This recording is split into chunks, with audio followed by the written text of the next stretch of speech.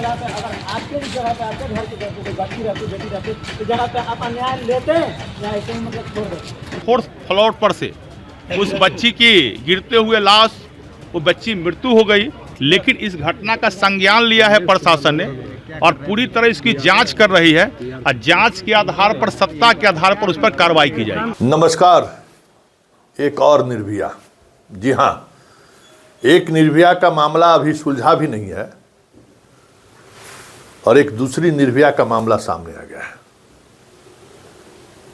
फुलवारी शरीफ में एक कोचिंग में नियमित जाने वाली छात्रा की कल संदिग्ध स्थिति में मौत हो गई है। हालांकि आजकल सीसीटीवी फुटेज अनुसंधान को थोड़ा सहज जरूर कर दिया है। हर इलाके में लोग अब सीसीटीवी फुटेज का सीसीटीवी लगाना शुरू कर दिया है, जिसके फुटेज का पुलिस बेहतर इस्तेमाल कर रही है। फिर भी अपराध रुक नहीं रहा है। कल की घटना के 24 घंटे से अधिक समय हो गया है, लेकिन पुलिस किसी नतीजे पर नहीं पहुंची है। नतीजे पर पहुंचने की बात नहीं है, बात यह भी है कि इस तरीके की घटनाओं को लेकर पुलिस कितनी संवेदनशील है, वो कल भी देखने को मिला।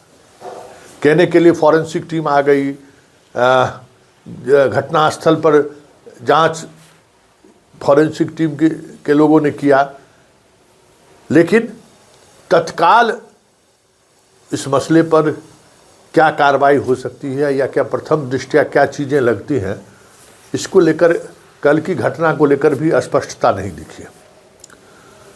पुलिस पदाधिकारी कह रहे हैं कि पोस्टमार्टम रिपोर्ट आने के बाद मामला का खुलासा होगा कि आखिर हुआ क्या है।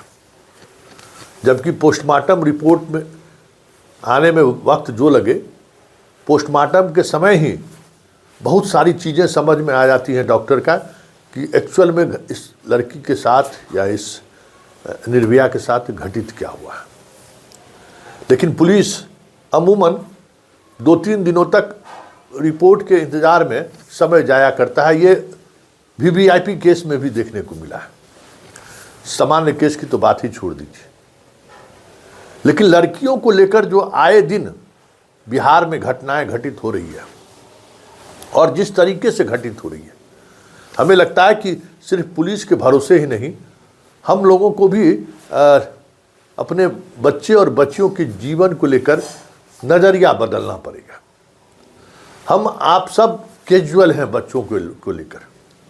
क्या पढ़ाई कर रहा है बच्चों का किसके पास आना जाना है, किससे बच्चे बच्चियां मिल रही हैं, फ़ोन कॉल्स पर कितने देर तक उसका समय जाता है, बाकी सोशल प्लेटफॉर्म पर उसकी क्या गतिविधियां हैं, इस पर जिस तरीके की नज़रें हमें रखनी चाहिए थी, वो नज़रें आजकल बच्चों पर हम लोग नहीं रख पाए। पिता के पास वक्त वैसे भी कम होता है और संकट क्या है कि माँ भी आजकल रील्स बनाने की दुनिया में ही खोई रहती है। सोशल मीडिया पर अपने बच्चों से ज़्यादा आजकल बच्चों की माँ दिखाई देने लगी है। इस वजह से बच्चे के दैनिक जीवन में किस तरीके के झंझावट से वो फाइट कर रहा है, इसकी जानकारी माँ को भी नहीं रह रहा है। जबकि माँ को अक्सर इस तरीके की जानकारी रहती है कि हमारे बच्चों का क्या एक्टिविटी है, क्योंकि माँ बहुत ही गौर से इन सब चीज़ों पर वॉच करती रहती है। वो एक बड़ा गैप हो गया है कि माँ की दुनिया खुद बदल चुकी है। पिता के पास वैसे भी वक्त कभी नहीं रहा है। एक लिमिटेड दायरे में पिता बच्चों पर नज़र रखता है। माँ पूरी तौर पर पहले बच्चों पर नज़र रखने में ही उनका वक्त जाया करता था। अब उनकी दुनिया भी बदल गई है। वो भी कई फ्रेंड्स में उलझे रहते हैं और सोशल प्लेटफॉर्म के आने के बाद तो उनकी दुनिया ही बदल गई है। पूरी दुनिया इस मोबाइल में सिमट गई है। हर माँ के मोबाइल पर अगर आप गौर करें, जहाँ किसी के यहाँ जाएं तो आपको ये लग जाएगा कि कितना समय माँ का मोबाइल फ़ोन पर जा रहा है। कल की घटना भी ठीक उसी निर्भया की तरह घटना है। कोचिंग संस्थान से फ़ोन जाता है कि बीमार हैं, जब आए एम्स में गए तो डेथ हो चुका था। घटनास्थल पर कहीं कोई खून का निशान नहीं है तो वो कोई बात नहीं, इंटरनल ब्लीडिंग भी होता है। चोट की वजह से कोई ज़रूरी नहीं है कि आपका सर फट जाए, इंटरनल ब्लीडिंग से भी लोगों की मौत होती है जो दिखता नहीं है। किस तरीके से लड़की गिरी है चौथे मंजिल से, वो उस पर भी इंजरी का मतलब समझ में आता है। हमें क्राइम रिपोर्टर जो हैं हम उनसे कहेंगे कि कमोबेश इस तरीके की चीज़ों का अध्ययन किया करें।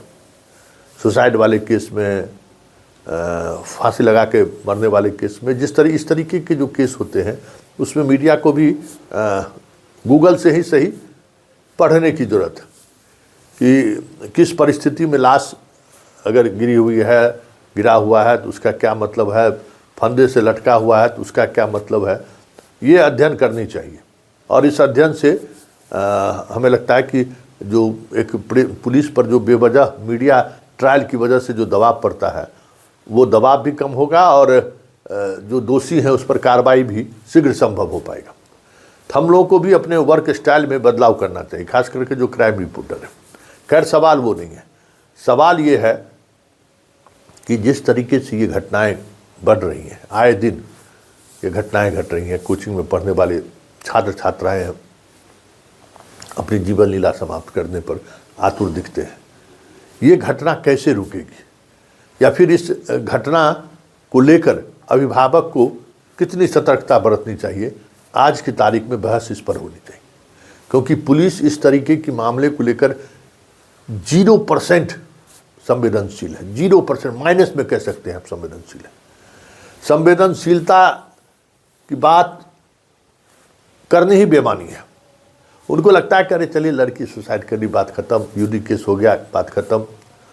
लेकिन ये सुसाइड क्यों हो रहा है, इस सुसाइड के पीछे वजह क्या है, जिम्मेवार कौन है, इसका विश्लेषण होना चाहिए, तभी इसका समाधान निकल सकता है।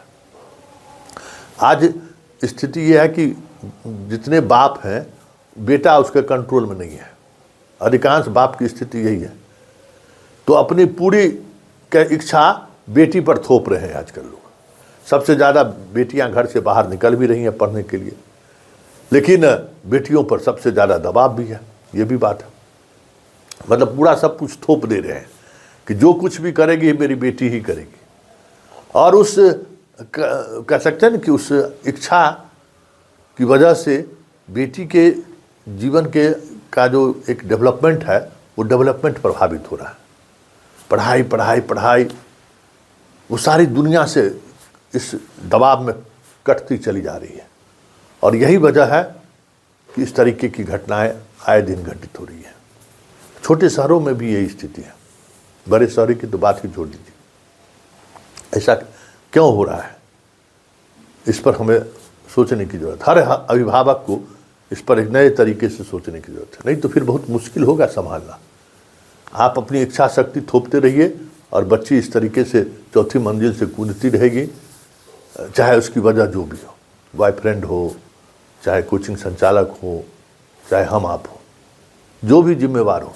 लेकिन ये सिलसिला तब तक नहीं थमेगा जब तक हम अपने बच्चों के से संवाद बढ़ाएंगे नहीं, हम अपने बच्चों से पर अलग तरीके से नज़र नहीं रखेंगे, हम अपने बच्चों पर जो आजकल अपनी इच्छा थोपने लगे हैं उस पर नियंत्रण नहीं करेंगे।